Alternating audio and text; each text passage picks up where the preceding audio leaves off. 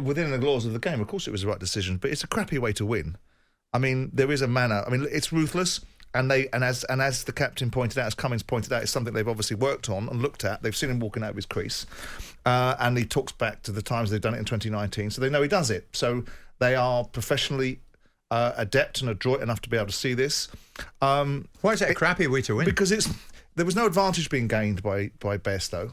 I mean, I would like him to have been as diligent with his batting as he was without getting that idiot off the pitch from Just Stop Oil. But it's not a case of backing up and a bowler watching someone taking yards up the pitch from the popping crease and backing up. This is a completely different dynamic. This is somebody that's just walked out of his crease because he believes an over's been called. There's two sides to this particular conundrum with Stokes. What would we have done if Stokes had done it? Some people would say, yeah, that's what we like. A bit of ruthlessness. Do to the Australians what they'll do to you. Yeah, right? But your mate Michael Vaughan was saying that last week. And too friendly to the Australians. He's got to beat them. There's another part of it which says there is a manner in which you win, right, and a manner in which you should win. But unfortunately, we've seen some of the greatest injustices in sport that have gone down in the history books as still a win. We see Maradona beating England in 1986, and whilst it comes up at the end of the day, it still reads 1986 World Cup winners, Argentina, and that's the legacy that gets passed on down. So there's an element of, is this, you know, I don't go into the camp of this isn't cricket because it's a British stiff upper lip way. I believe that there's a way to win things, and you win them by beating the opposition, by being better than them. But this was a legitimate way to win. Well, it's a legitimate way to win because it's within the rules of the game. But really and truly, you have to look at that situation and say, what advantage was being created by Bairstow? It's his own fault. Andrew Strauss was quite flippant about the fact he was dozy.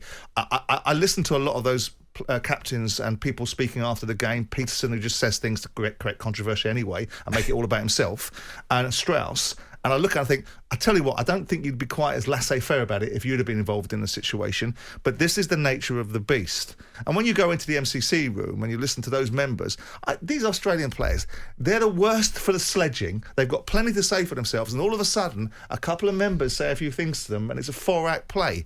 I mean, let's have it right. I know, but I mean, let's have it right. I do think people should keep their trap shut, and the members should have, you know, if we're going to be in that environment and say it's not the spirit of cricket over here, then it's not the spirit of cricket for their behaviour to be giving it to the Australians. But the Australians making a 4-act play out of it is just, I just think it's slightly laughable, given the way they conduct themselves half the time. I'm not so sure that they made a 4-act play out of it when the MCC stepped in and kicked these 3 out. I mean, John, what's your take on this? Could you ever have envisaged the old school tie brigade copping for it in the green room for stepping out of line? In the long room, I beg your pardon. I mean, I've never seen anything like that at Lord's, for sure. It was a very different crowd on day 5 because essentially, instead of shelling out £200 a ticket, you could get a ticket for 25 quid because you're gambling a bit because you don't know whether the cricket's going to be taking place. So a 5th day crowd is a bit like, you know, Sunday at Wimbledon when there's been rain, and it's a different kind of crowd, but it's not a different kind of crowd in the MCC, in the pavilion. You can't just, you know, rock up and spend 25 quid to get in there. I think I kind of see where Simon's coming from, but I also think, look, you know, it might be a generalization, but the people in there are people of privilege. And I think it is a privilege to be that close. I mean, you're literally that close. You're so close to the players when they come in that I think you do have to be mindful. You know, they have stepped off the field of play. They're not players as they are going off for their lunch. And, you know, you can speak to Steve Harmison about how cramped the quarters are in there. It's a truly unique building in world sport, where you can have the players and the spectators so close together during a break in play. And I think that they clearly overstepped the line and they've been punished. We move on.